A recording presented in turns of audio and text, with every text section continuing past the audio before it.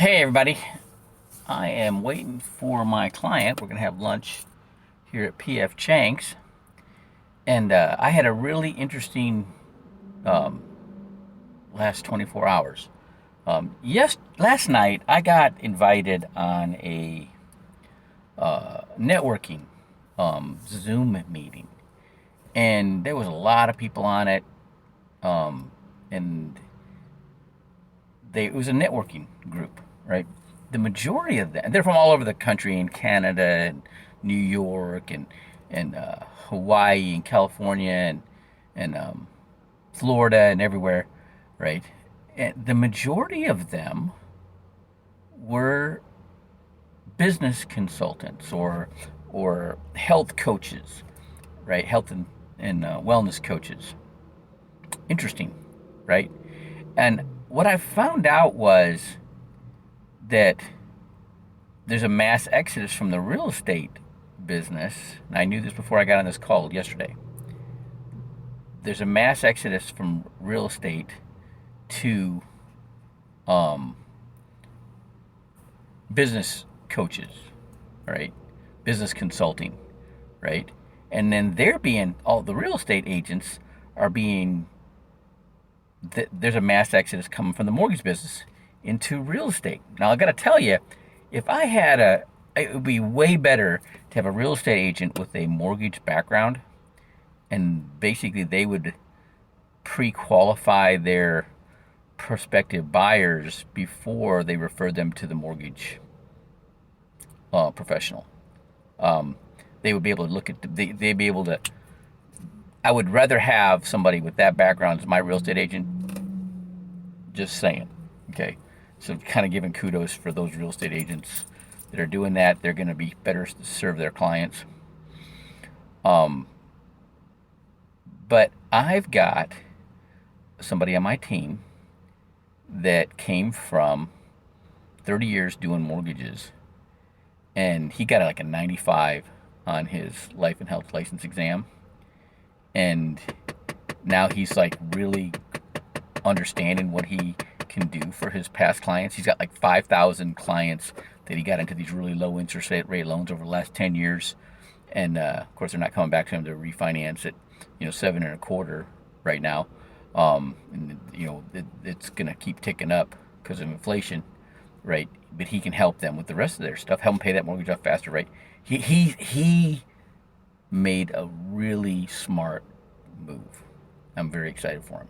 Okay, but the last night I'm listening to these they want to refer to each other. They're all business consultants.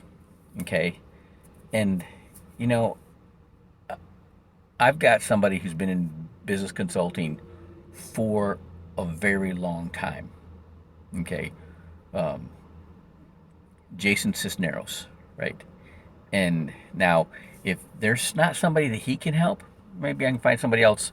That's got a maybe they need marketing, maybe they need accounting, maybe they need coaching. You know, there's some people I know that do business consulting in the leadership hub. Okay, and so I know who to send to for them. Okay, so I can, you know, but I don't have to do it. Okay, it takes time away from me. I just had this very long. This old guy. He was one of the first 5 accountant CPAs in the United States, and we have a coffee every so often. And he was telling me about what he would do. He started off his career going to a banker, saying, "Hey, who's your problem client? Let me see if I can help him." And he'd help him, and that's how he started his practice, right? It's kind of like, oh, that's kind of what I did as a debt management consultant, how I got going, right? And help people actually. Every time I showed somebody how to get out of debt, they started looking at buying a house. So I got my real estate license, started doing mortgages and real estate. And then in 2008 happened, that's when I transitioned over to financial services because I had these people that helped get into a house, but I knew they were never going to make it to retirement. So that's why I got um got in that area of business. Okay, and so I'm talking to him. He's like, so what are you going to do today that's going to generate business?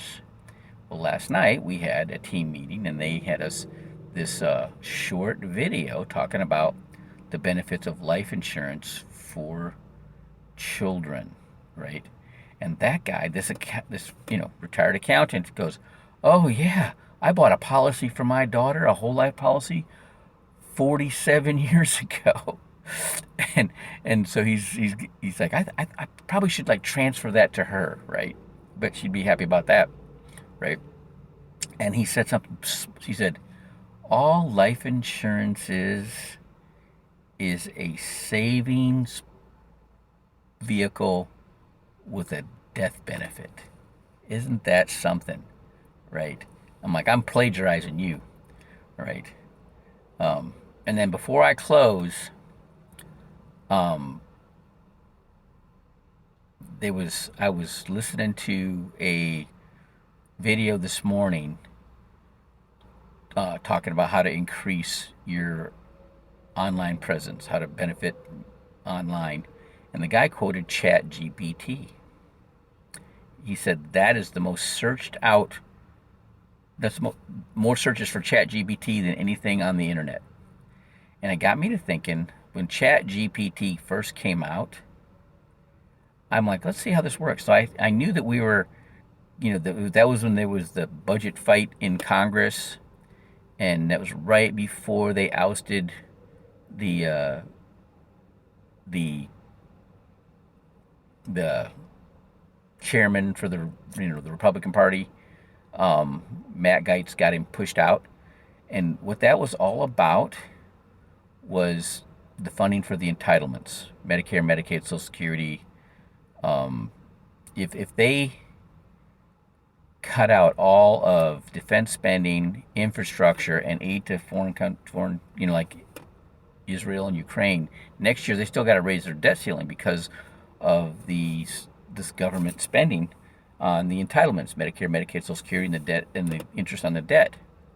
So I asked ChatGPT, what do we have to do to avert this crisis with the budget deficit? And they said, it came back, 880,000 Americans who are currently dependent on the government, Medicare, Medicaid, Social Security, disability.